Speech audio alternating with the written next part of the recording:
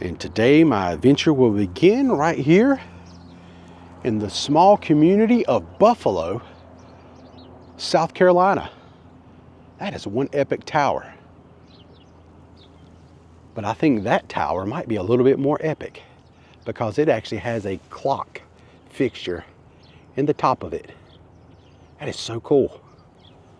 Good morning, my friends. Welcome back to the channel. Hitchhiking Yeti here. Thank you so much for joining me today. I really do appreciate it. This is going to be a fun one.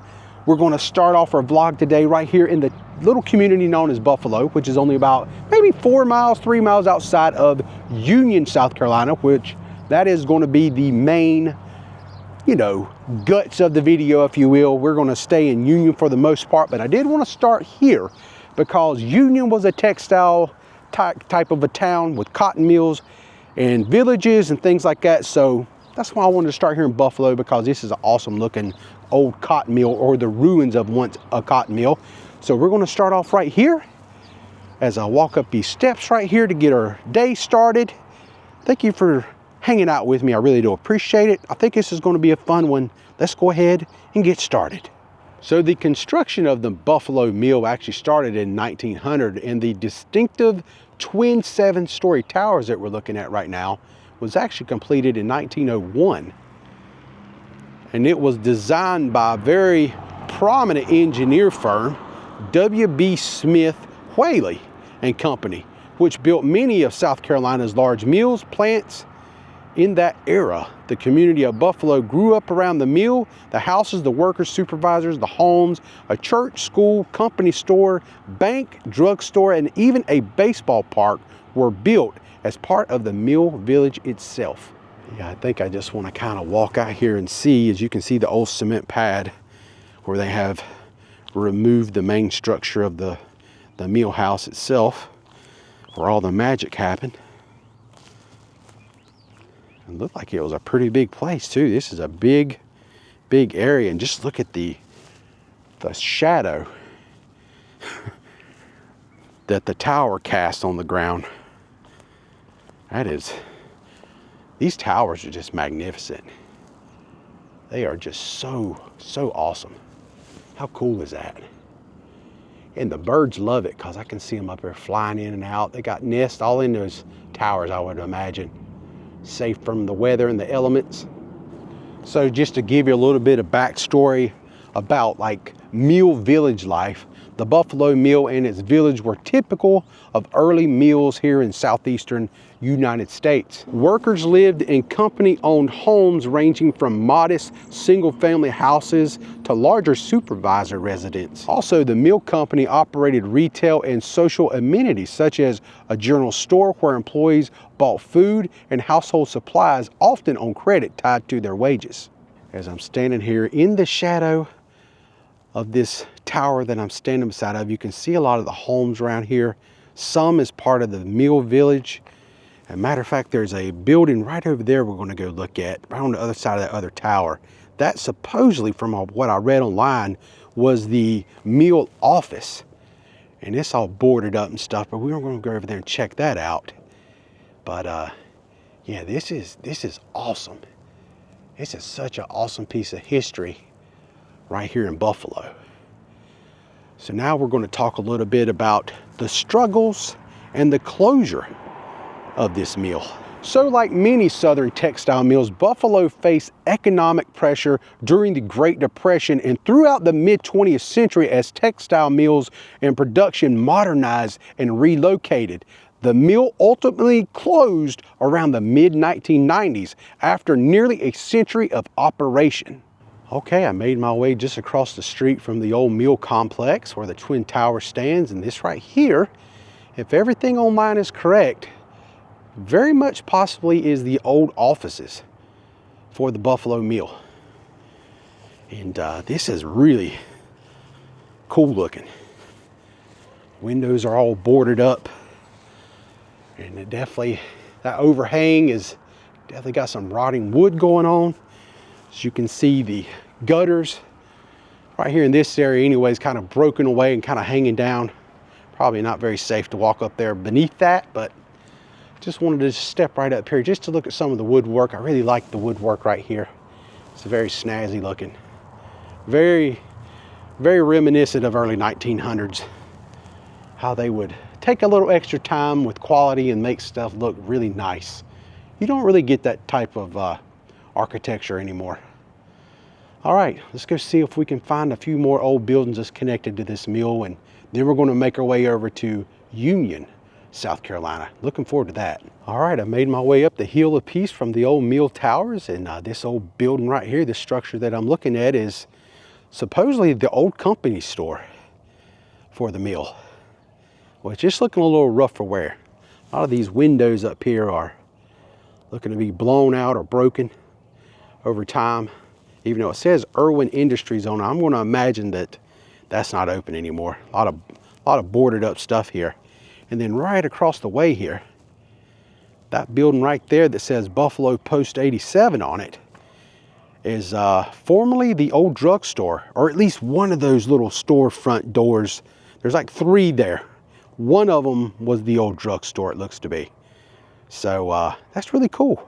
All these years later, at least some of these structures are still here, even though not all of them are in the greatest of shape, but nonetheless, it's pretty awesome to visit. So all that being said, let's go ahead and move on into the town of Union and see what we can get into there. And before we leave, right here is where the company store and the drugstore would have been located. If I turn around here, you can see about how far away we are from the mill itself. You can see the twin towers off in the distance. It's not too far at all. So welcome to Union, South Carolina, as this is our first stop right here at the Church of Nativity. This church was established in 1855. Construction began around 1856 using local granite, making it the first stone church in the state of South Carolina. So as they was building this church, a fun fact is work was briefly interrupted by the American Civil War, but resumed and then was completed shortly thereafter. The church was praised at the time as an exquisite gem in the historic Gothic revival style. And it is so beautiful. And it's just wild that this bird is sitting up there on that cross the whole time I've been here. He's just hanging out. Maybe he's looking for a mouse or something to run across the yard, the graveyard that is. All right, this is really awesome. Let's keep moving. All right, I've made my way into the downtown now, and I come across this awesome relic. Look at this old brick structure, the architecture. I love just this round right here. You do not see that every day. So I looked up online, and sure enough, this here is the old train depot here in Union. Passenger train depot is what it's stated. And this dates back in the early 1900s. And another little fun fact I found out, that local historical sources note that the loss of the earlier depot here in Union, the Yorkville Enquirer reported that the previous station was destroyed by a fire in January 14th of 1893. A new passenger depot was finished soon after, which would have been this one. And here it is, it still stands today. Yeah, that's one of the coolest looking train depots I think I've ever come across so far in visiting these small southern towns. That is awesome. All right, and so this is what the downtown, the main thoroughfare, it goes down through the center of town, looks like. This looks like it's going to be a lot of fun. Really enjoying this. So first settlement of Europeans actually took place in 1791 here. And back in the early settlement, it was known as Unionville, not Union, which I think is pretty cool. And then the incorporation of the town itself happened in 1837. And they continued calling it Unionville clear up into the late 1800s before they actually changed it over to Union. So Union is the county seat for Union County, which has been since 1785. The name origin of the town was created from the settlers with different backgrounds that united here in the area for trade and the community life. That's where it all come from, so that's pretty awesome. When I heard Union, I immediately thought like Civil War, you know, the Union Army and stuff like that. I don't know why that just popped in my head, but that's where I thought it was going. But I learned something new. It was all about unity. It was all about coming together and trading and stuff like that. So that's some really cool history on how the town actually got its name. Look at this building right here in the downtown area. This is known as the Hotel Fairforest. As you can see right up there on that overhang, if you can make that out, the Fairforest Hotel, often referred to historically as Hotel Fairforest, was built between 1924 and 1926 here in the downtown area. It was commissioned during a period of economic optimism and growth of Union in the 1920s. And it still looks pretty awesome to this day. Don't really know if anything's going on there, but nonetheless, it's an awesome looking building. All right, so I made my way over here to North Gadberry Street. Now this area right here looks totally different than Main Street, which I was just on. This is much more abandoned storefronts, looking a little bit more rough for wear, if you will. But nonetheless, very interesting looking, especially how this sidewalk right here kind of steps up off the road. You know, normally sidewalks looks like this, you know. It's a little step to get up on them, but this and here you need a complete set of stairs just to get up onto the sidewalk to walk along those storefronts. And I don't know if it has something to do with the ground being uneven when they was building this stuff or what. But that is very fascinating to see it like that. And look at these old buildings right here on my right.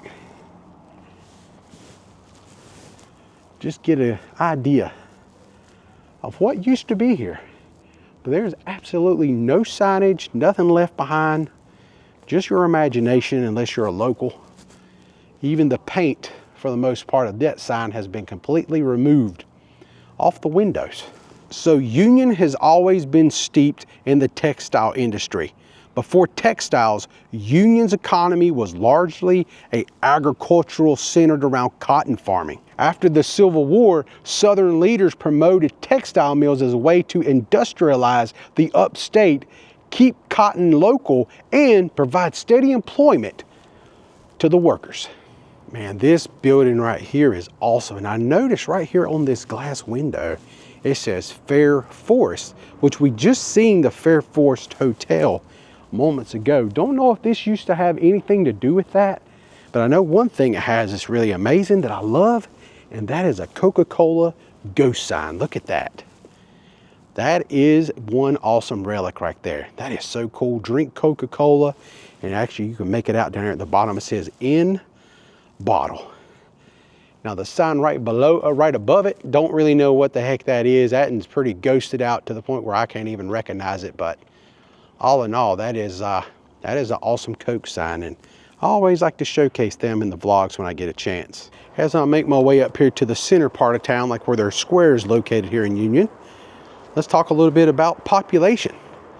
Population of Union is 7,716 souls here in town, with a median age of 44.5. All right, that's a really cool looking building right here. Now, I just spoke to a lady that's working next door if she had any backstory or any information about what they call this, the Crass building.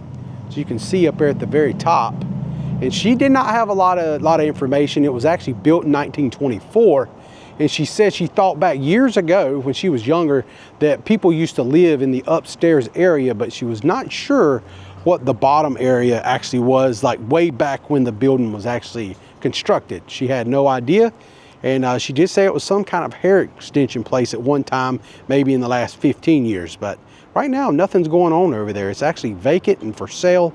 But I just thought it was interesting. Anytime I see a building with a date stamped at the very top and it's got a name on it, Crass Building, you know, kind of wish you knew what the heck that was. But if you know what the building is or what that Crass Building actually used to be, definitely state it down in the comments down below. I'd love to hear from you. Okay, and just a few stores down is this other building. It says 1927 on it. It looks just very old also, as you can see, which now this is just the 1927 bar on Main.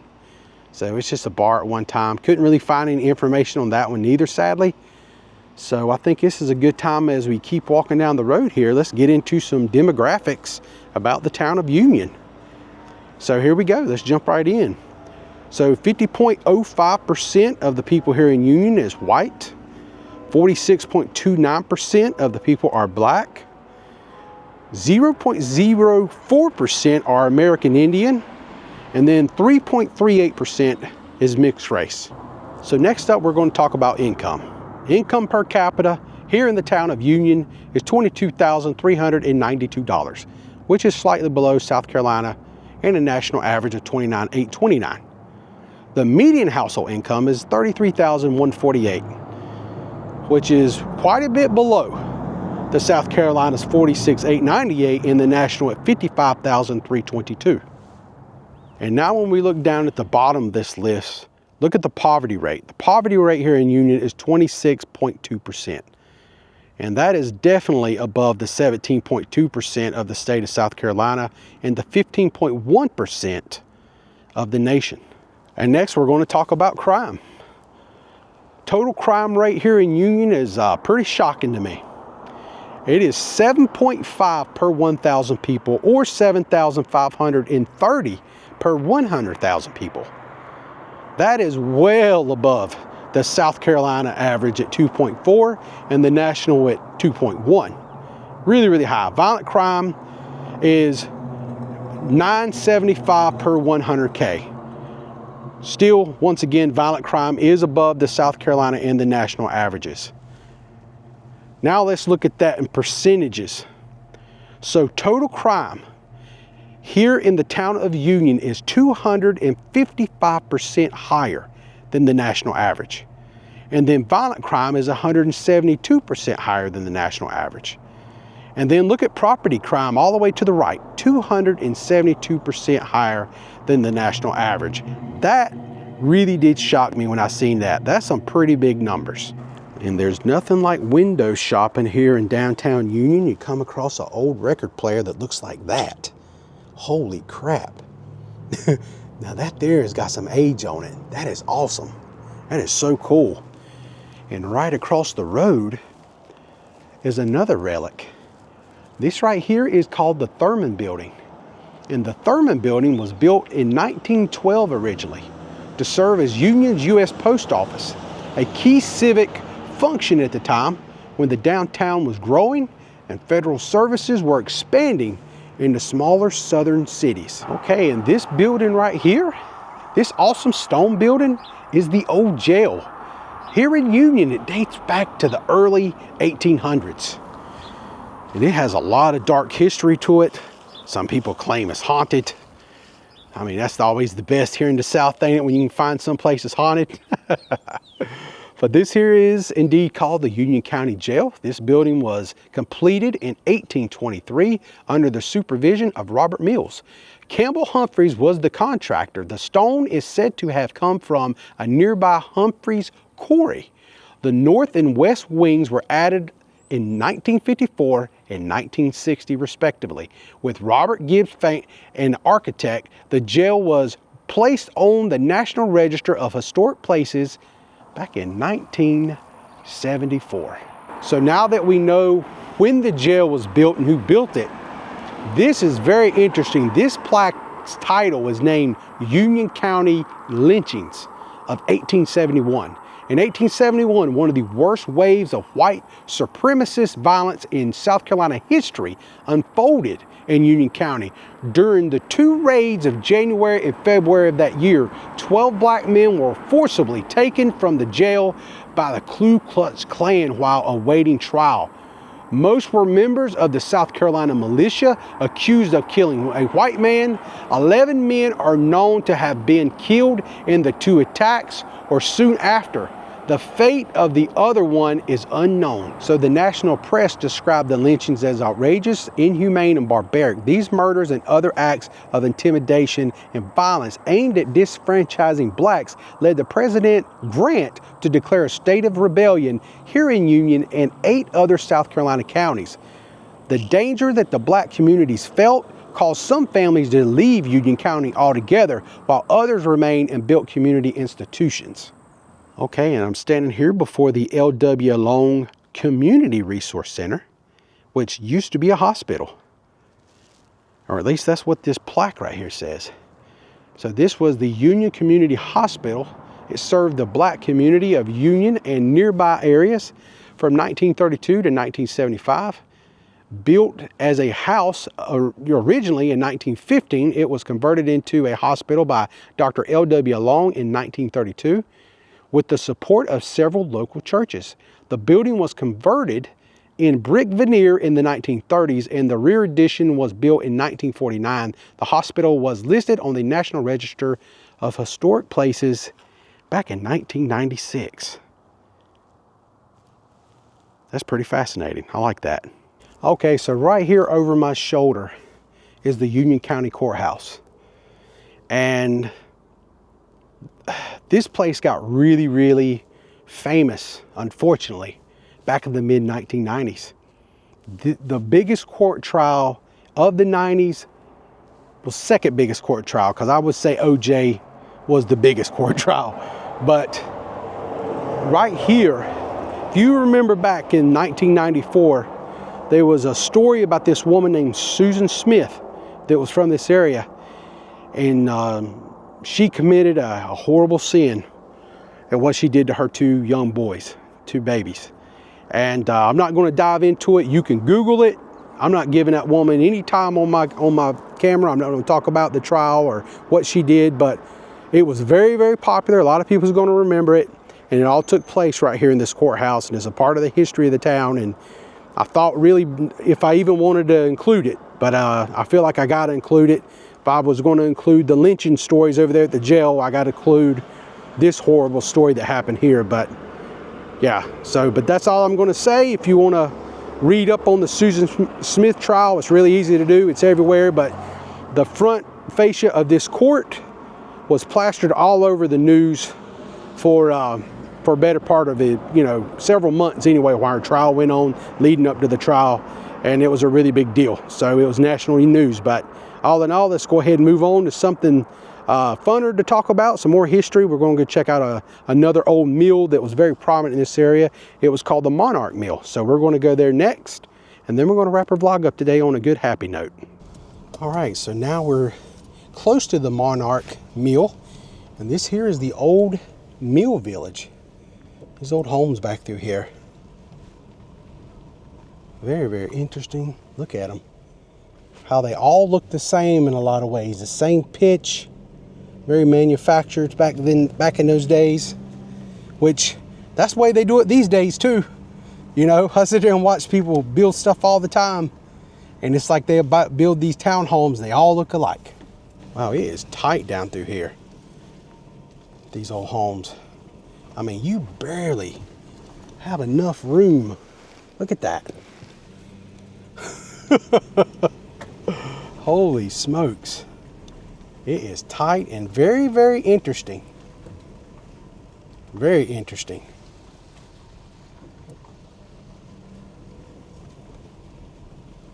But this is the old mill village. Monarch Mill Village. Old single wide, that wasn't here back in the day. But my goodness. Fascinating stuff.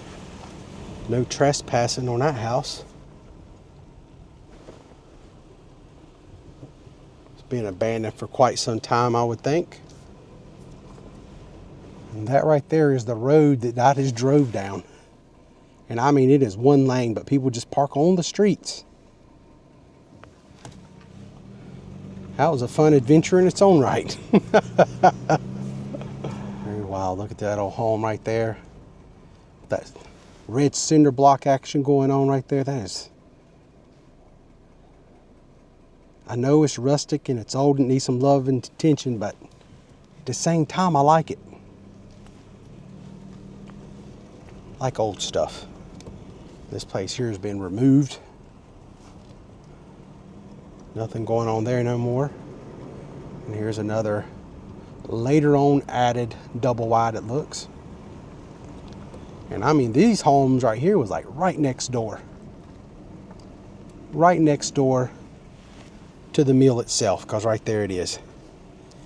And we're going to at least walk out there and check it out before we say so long to Union, the town of Union. It's been a fun time. Okay, I made my way over here to the Monarch Mill, in the area of the Monarch Mill, and from what I can tell, all these homes that we see right over here on this side especially, these are some of the old mill houses. Some of them are grown up, some of them looks a little rough, but all of them look very similar to each other. You know, they're not a lot of variance. As you can see, these two right here, you can see how the front fascia of the homes look very similar. And that brick structure off in the distance, right on the other side of this house, is the actual mill is still standing. So the first mill we went to today, the Buffalo Mill, it was all torn down, but this one is still standing. Okay, so this here is the old Monarch Mill, located here at 149 Monarch Avenue here in Union, South Carolina. So we'll walk along here and see what we can see. This old abandoned place. Looks pretty creepy. But the Monarch Mill was a large cotton textile mill built in the early 1900s, circa 1907, 1908, during the Union's mill boom. All right, so right here is an area it looks like where tractor trailers used to back in right here and offload or load items, maybe during a shipment, something or other. Right here it says warehouse and dock area. So maybe this was an area where they would have some finished goods going out. Pretty cool. It was one of Union County's major textile employers for decades and shaped housing, commerce, and daily life. Wow, the holly bushes here have just taken over. But I would imagine this area right here was the office area, and this little awning, this cover right here, probably supports that. Maybe this was, because this is right here on Monarch Avenue, and they got parking right across the road here, so this would have been an entryway for folks to come in and probably go to work, or maybe the office or whatever. Not really sure, but it's pretty wild. It's just everything is so grown up.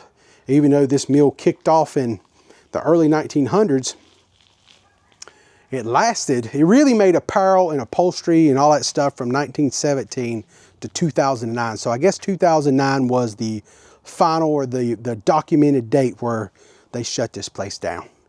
And to see the condition it is in, I would say that's pretty plausible. Really not sure what to do next, but I think we might go over here and see if I can turn left and go down this little side street and see if I can get a better vantage point of the mill itself. Kind of show it off. It's just hard to show it right here along this street just because of that. There ain't a lot of walkway. All right, my friends, this is about the best vantage point I'm going to get to show you the old Monarch cotton mill here, the textile mill. Really appreciate everybody watching the video today. This mill was definitely a big part of the success of the town of Union here in South Carolina. Had a great time today. Learned a little bit about the history. Check out a couple old mills. This one is still structurally pretty sound for the most part. Been closed since 09, so it's looking pretty good. Who knows, somebody might buy this place up and convert it into something new. Maybe a data center, who knows what's coming. But all that being said, I'm done. Thank you so much for watching. And until next time, friends, I am the Hitchhiking Yeti, and I will see you in my next adventure. Y'all stay safe, and I hope to see you all again soon.